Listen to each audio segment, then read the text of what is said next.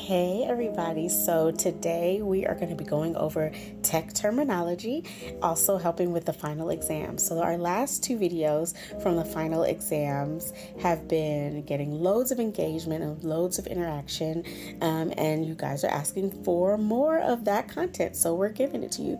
So today we're going to go through a few more tech terms that will help you and prep you for the CourseCareers final exam. Hope this helps.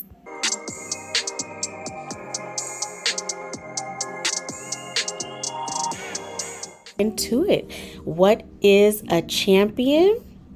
Someone who sells people love. So these are going to be answers in the way that CourseCareers answers these questions in the way that you've been going through in the module. How should you open a discovery call? Set the expectations for the call. What's the best definition for a sales cadence? A cadence is the sequence of activities you perform in order to make contact with a prospect. So we've talked about this in previous videos. You know, day one might be the cold call, day two might be voicemail, day three might be a cold email, well, a warm email because you already cold called and left a voicemail, and so forth and so forth. There could be 7 touches, there could be 21 touches, just depending on the product. Keeper. Someone who is in charge of deciding who talks to the executives.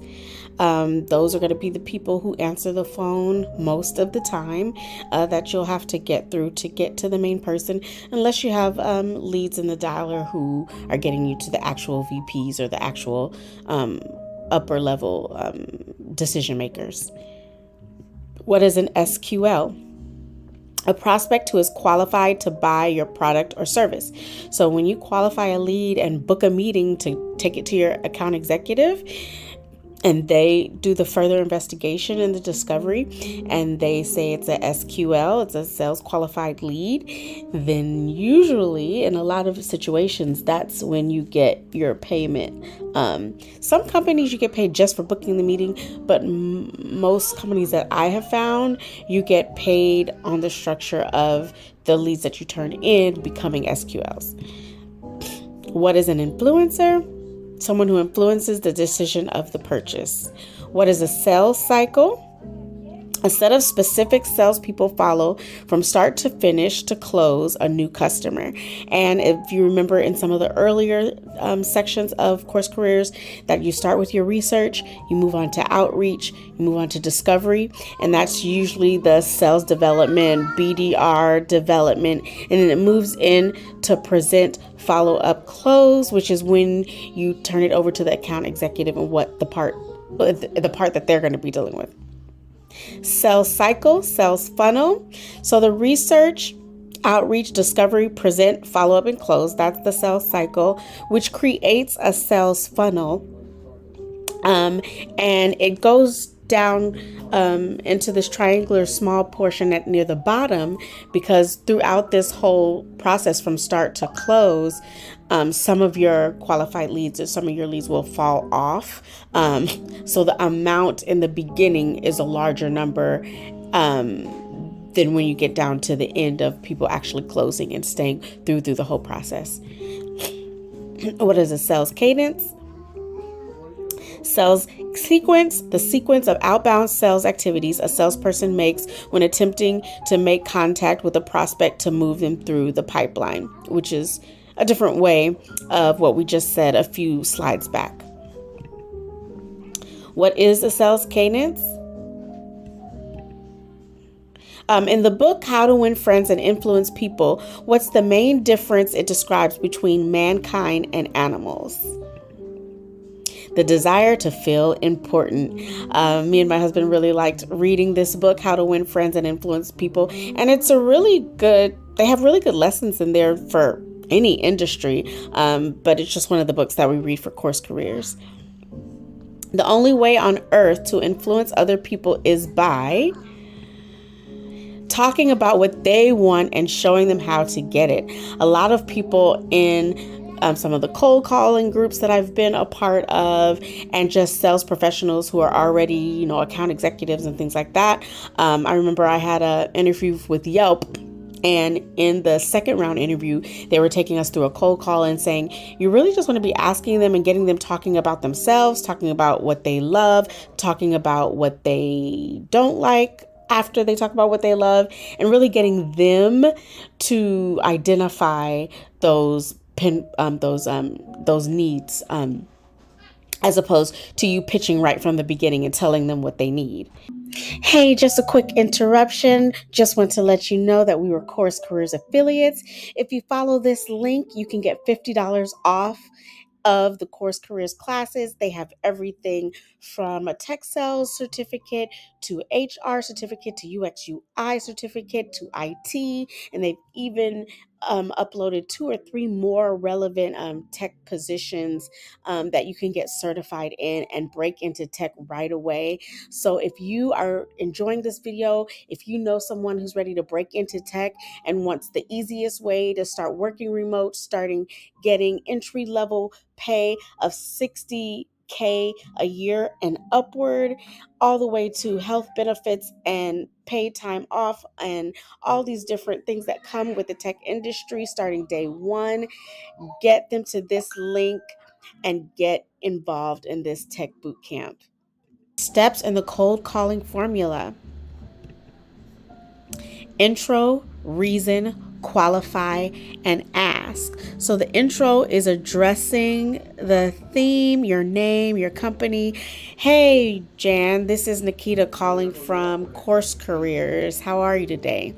The reason, relevant reason, question, value prop, and questioning. The reason for my call is I noticed that you were looking for new hires as SDRs, BDRs here at CourseCareers. We have a highly competitive online platform where we certify tech sales candidates, or whatever. Qualify. Question. Is that something that you're interested in? What are you currently doing to hire SDRs? How have the hires been? Have they been doing quota? Have they been fully prepared for the role that you hired them to do? Blah, blah, blah, blah. And then the ask is when you want to do your statement and you ask, what this really sounds like something that you would be interested in. I'd love to schedule a meeting with you so you could talk to my account executive and go further and deeper into some of the needs that you want to join with CourseCareers as an employer. Let me get your name, numbers, how's Thursday sound, that kind of stuff. Steps in the cold calling formula: intro, reason, qualify, and ask. So the intro is addressing the theme, your name, your company. Hey, Jan, this is Nikita calling from CourseCareers. How are you today? The reason, relevant reason, question, value prop, and questioning. The reason for my call is I noticed that you were looking for new hires as SDRs, BDRs here at CourseCareers. We have a highly competitive online platform where we certify tech sales candidates, or whatever. Qualify. Question. Is that something that you're interested in? What are you currently doing to hire SDRs? How have the hires been? Have they been doing quota? Have they been fully prepared for the role that you hired them to do? Blah, blah, blah, blah. And then the ask is when you want to do your statement and you ask, what this really sounds like something that you would be interested in. I'd love to schedule a meeting with you so you could talk to my account executive and go further and deeper into some of the needs that you want to join with CourseCareers as an employer. Let me get your name, numbers, how's Thursday sound, that kind of stuff. So I hope that was super helpful. I'll be having even more videos coming, all dealing with terms and technology terms and other things to help you all pass that final. And another thing I wanted to just add is, if you've been going through the course, trust yourself. You know the information. Just do your homework in terms of reviewing. And then when you get to the test, just write everything you could possibly think of with each answer. Watch your grammar because you do get points taken off for grammar. And there are some grammar questions as well. Some simple ones, but sometimes it can be so simple that you forget. So just brush up on your grammar. Um, and then at the end of the day, you get 2 times to pass. I believe it's 79 or above is passing. I mean, I personally, if I pass and it's not 100 or it's not 99, I would just keep going and start job hunting and call it a day. I don't know too many people who have actually gotten the gotten their jobs from partner companies with Course Careers. Most of the people I know who've gotten it have been on their own through LinkedIn and all this kind of stuff and just regular job hunting and kind of hunting like an SDR in the job search. So I wouldn't stall to take the test. I wouldn't um, take the test 5,000 times until you get 100%. At the end of the day, you can always come back to Course Careers after you take the test and keep refreshing because it is going to be what you are going to do in the role. So it's not necessarily learning for the test, it's learning for understanding because it's what we're going to be doing. Um, so hope that was very helpful. Let me know in the comments what else you want me to go over.